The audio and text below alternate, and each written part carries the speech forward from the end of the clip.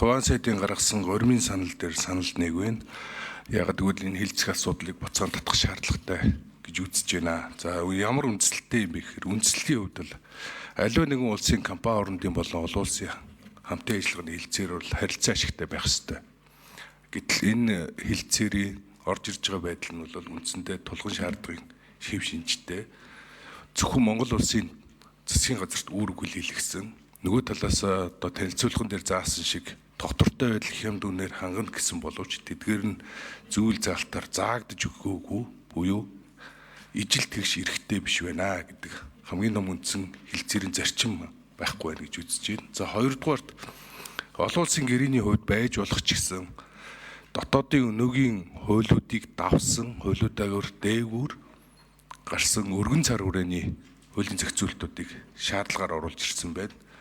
За мөн цаашдаа Монгол улсын хууль тогтоомжийн хүрээнд хийж гарч мөрдөгдөх газрын тосны бүтээгдэхүүний болон тариф гайлын холбогдлолтой ирээдүйд зохицуулалтаар хийгдэх хуулиудыг хамаарахгүй гэсэн заалт оруулж ирсэн байгаа нь хэр Монгол улсын хууль тогтоомж нийцэж байгаа юм бэ гэдэг эргэлзээг үүсгэж байна. За нөгөө талаасаа бол энэ гэрээний одоогийн орж ирсэн заалтан дээр нэг зүйлийг зайлшгүй анхаарах ёстой. Гэрээний одоогийн орж ирсэн төсөлтийн 1-р заалтан дээр агаарын хөлгийн түлш нийлүүлэх болон 4-р зүйл заалтанд заагдсан үйл ажиллагааг эрхлэхэд гэдэг үүргийг хүлээж байгаа. За тэр 4-р зүйл заалт нь 4-ийн 5 дээр байгаа заалт нь бол агаарын түлшнээс бусад газрын тосны бүтээгдэхүүнийг үйл ажиллагааг эрхлэхэд Монгол улсын газрын тосны тухай хуулийн 7-гийн 2 зааснаас бусад үйл ажиллагааг эрхлэх хориглох заалтууд хүчин төгөлдөр үйлчлэхгүй байх гэсэн заалт орж ирж байгаа.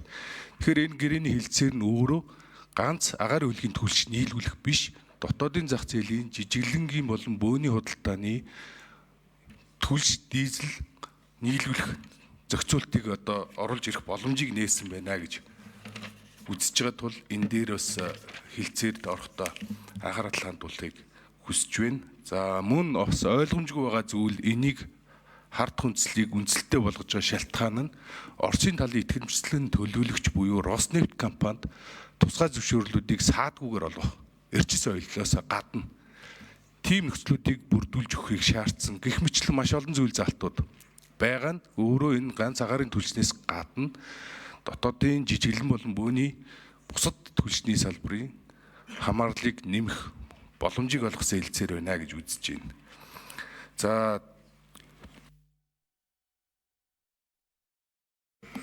За дагавар мэдээлэл тодорхой. За минут нэмжиг янарагшунд.